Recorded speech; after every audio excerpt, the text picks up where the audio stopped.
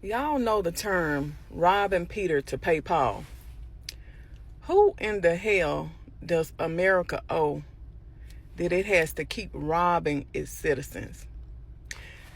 Lately, I've been talking about people losing their homes because of taxes. I'm talking about paid off houses. And so now people are getting smarter and trying to get out of the rat race. So a lot of people have started living in their cars or in RVs or in their vans or what have you. So now, since the states or the government knows that people are getting smarter and trying to get off of this hamster wheel, they have started passing some laws, like some move along laws, where it's basically it's a crime to live in your vehicle. I mean, they're taking everything. They're taxing the hell out of you, and when you can no longer afford to live in your home, because even if you're working, a lot of times the income is not keeping up. It's not keeping pace with the inflation. It's just not. And so people are trying to figure out a way to survive. And they are making it harder and making it against the law even for you to survive. Even if you own some land, they can tell you whether or not you can put an RV on it. And some states restrict the use of you living in an RV, even if it's your own land. That's crazy. So it's not illegal to be poor. It's just illegal to look poor. This damn country is something else.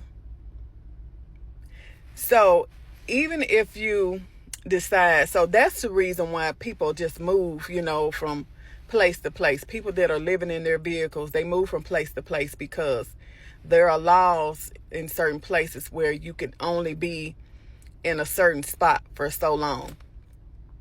And I heard there's some new laws coming in 2026, like the move along law. I don't know what all states that will affect, but it's crazy. They don't want you to own anything. But then when you try to get out of this system, which they don't want you to get out of it.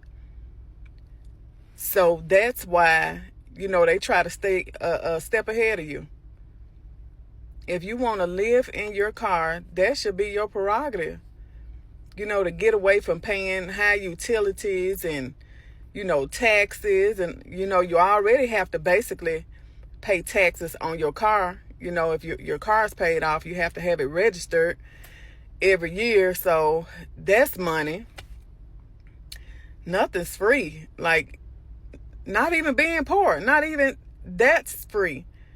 The first time I went to LA was a few years ago.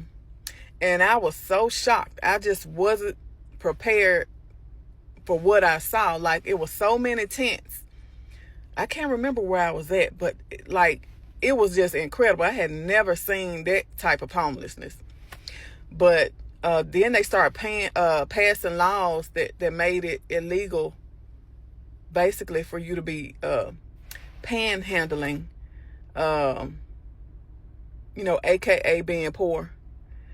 Just as long as you are out of eyesight, they have no problem. They don't want to fix the real issue. But they will build jails, new facilities to house you if you break the law of being poor. I mean, they have money for everything else. They have money for wars. They have money to send to other. I'm talking about billions of dollars, where these problems that we are having could easily be fixed. But no, they are sending our tax dollars to other countries for what? For them to live comfortably. And it's amazing how the United States will go into other countries, tear it up, with these wars, then they will pay to fix it. If that's not the craziest thing. But yeah, it's becoming illegal to be poor, y'all. They take all your money, and then the only thing you have left, you know, if you lose your home, if you decide, you know, that's the only place you have to live, they are making it harder for you to be able to do that. That's America. That is the American dream. It once was the American dream, you know, to own a home, but they are making it harder and harder to be able to achieve that. And if you do achieve it, they are making it harder for you to be able to keep it. That's not the plan for you to be able to keep it, because it's still theirs. You are just a glorified renter that is responsible for the upkeep of their home. Yeah, so it's not illegal to be poor. It's just illegal to look poor.